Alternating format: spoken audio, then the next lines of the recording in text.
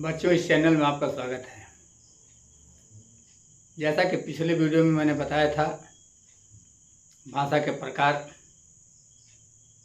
और अपने देश के सभी प्रांतों में बोली जाने वाली भाषा। आज हम उसके अगले पार्ट के बारे में चर्चा करेंगे।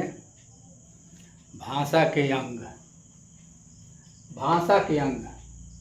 भाषा के मुख्य रूप से 3 अंग होते हैं।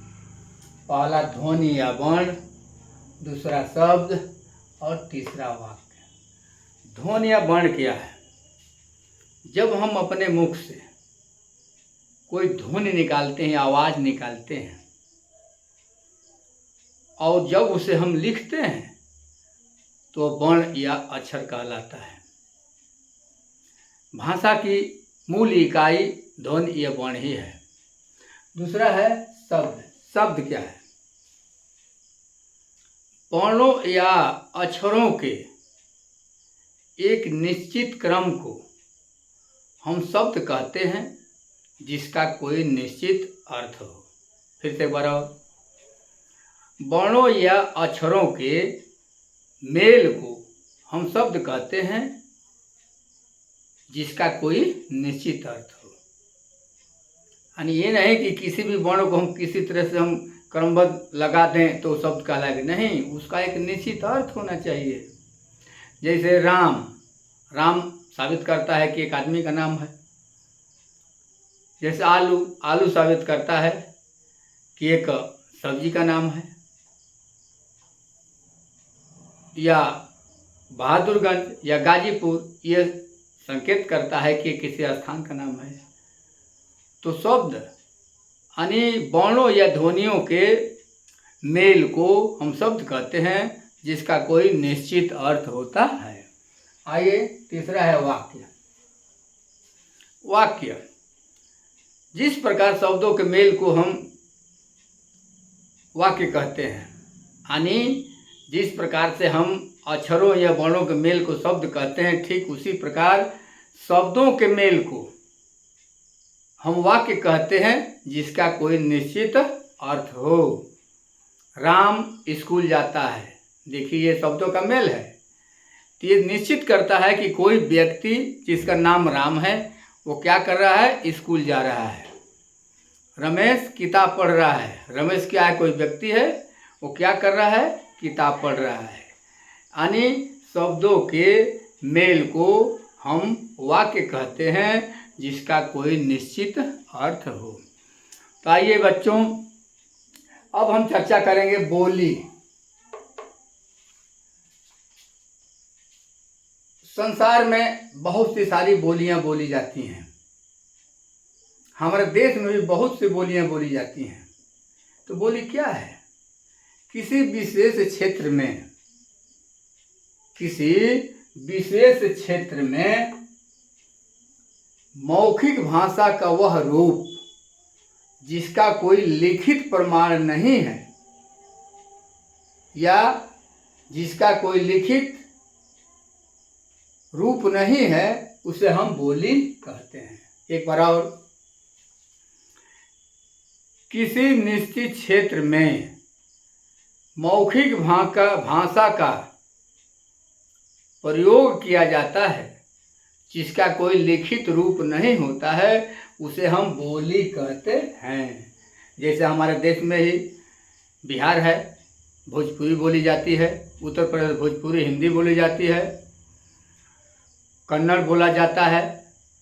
इस तरह से पहाड़ी के लोग पहाड़ी बोली बोलते हैं। उड़ीसा के लोग उड़िया बोली बोलते हैं। बंगाल के लोग बंगला बोली बोलते हैं।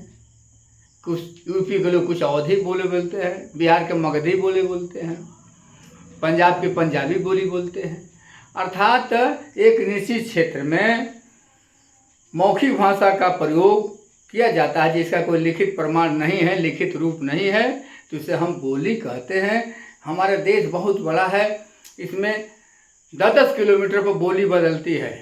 अब देखिए, बलिया में बलिया के लोग नू लगाते हैं। ठीक बानू नू जी, नू लगाते हैं। भाई जी लगाते हैं। भाई जी आप ठीक बानी नू। उसी तरह गाजीपुर से पश्चिम के लोग सो लगाते हैं। खैला सो। पढ़ल सो, स्कूल जाइब सो, यानी अर्थात अलग अलग क्षेत्रों में एक विशेष मौखिक भाषा का प्रयोग किया जाता है जिसे हम बोली कहते हैं। आइए अगला है लिपि। लिपि क्या है? बोलते समय हमारे मुख से निकलने वाली ध्वनियों को, बोलते समय हमारे मुख से निकलने वाली ध्वनियों को लिखने के लिए कुछ चिन्हों का प्रयोग किया जाता है। बोलते समय हमारे मुख से निकलने वाली ध्वनियों को लिखने के लिए कुछ चिन्हों या प्रतीकों का प्रयोग किया जाता है जिन्हें हम लिपि कहते हैं, जिन्हें हम लिपि कहते हैं। एक बार और, बोलते समय जिन ध्वनियों के लिए किसी संकेत या प्रतीक का प्रयोग किया जाता है उसे हम लिपि कहते हैं। आइए उदाहरण स्वरूप भाषा और लिपि। प्रत्येक भाषा की अलग अलग लिपि होती है। जैसे हिंदी भाषा है, हिंदी भाषा की लिपि देवनागरी लिपि है, चीनी भाषा की चित्रलिपि है, कश्मीरी भाषा की शारदा लिपि है, पंजाबी भाषा की गुरुमुखी लिपि है, तमिल भाषा की तमिल लिपि है, उर्दू भाषा की फारसी लिपि है, संस्कृत भाषा की देवनागरी लिपि है, नेपाली भाषा की भी देवनागरी लिपि है, मराठी भाषा का भी देवनागरी लिपि है, अंग्रेजी भाषा का रोमन लिपि है और फ्रेंच भाषा का भी रोमन लिपि है। तो मेरे प्यारे बच्चों, जितनी भाषाएं हैं उनकी एक लिपि अवश्य होती है और उसी लिपि में जो है उसको संरक्षित करके पंक्तिबद्ध किया जाता है। अब हम चलते हैं व्याकरण। व्याकरण जिसे अंग्रेजी में ग्रामर कहते हैं। व्याकरण क्या है? जब हम कोई भाषा बोलते हैं तो उस भाषा को शुद्ध शुद्ध बोलना, शुद्ध शुद्ध लिखना और शुद्ध शुद्ध पढ़ने का ज्ञान जिसके माध्यम से होता है उसे हम व्याकरण कहते हैं।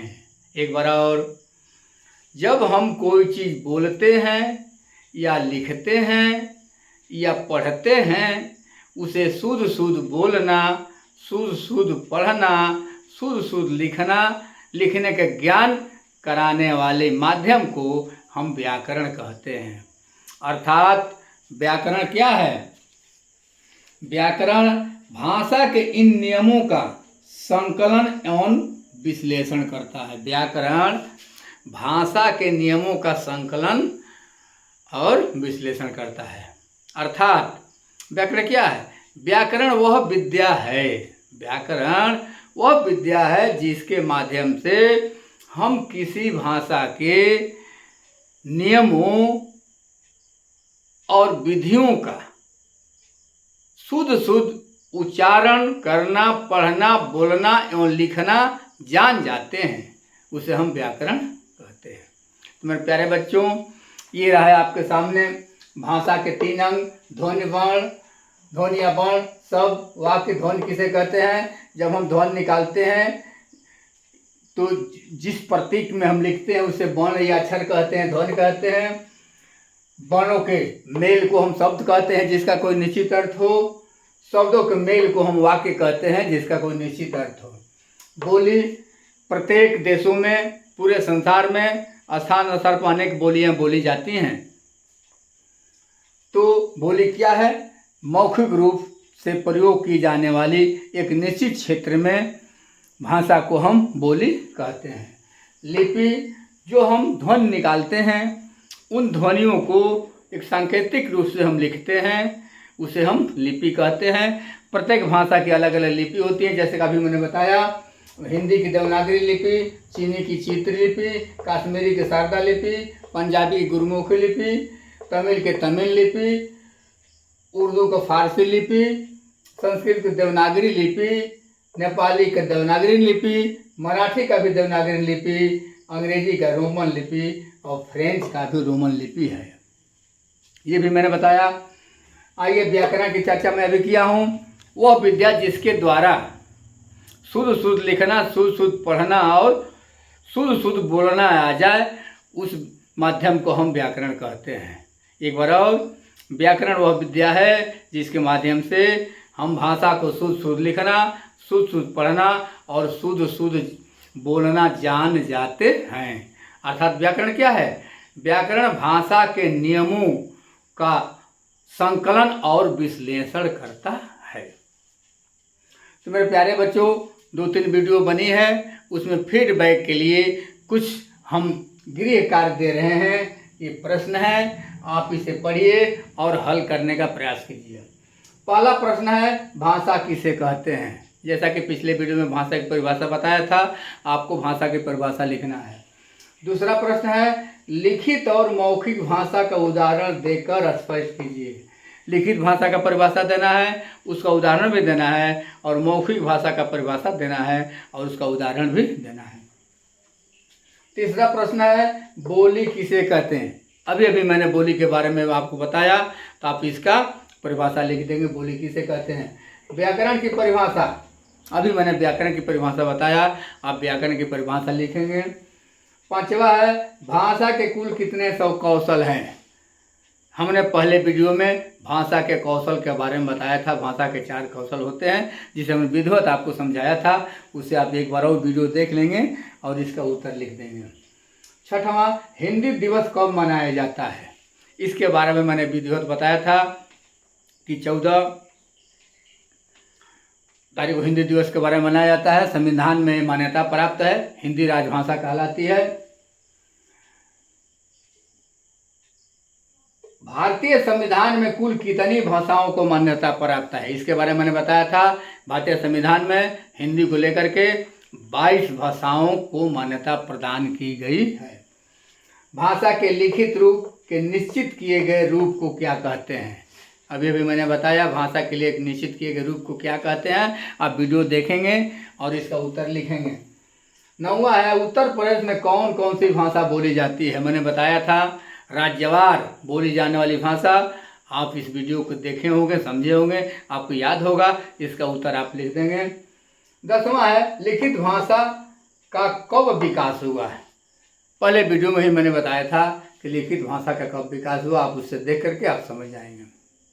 तो मेरे प्यारे बच्चों, ये हिंदी का आज 3रा वीडियो है।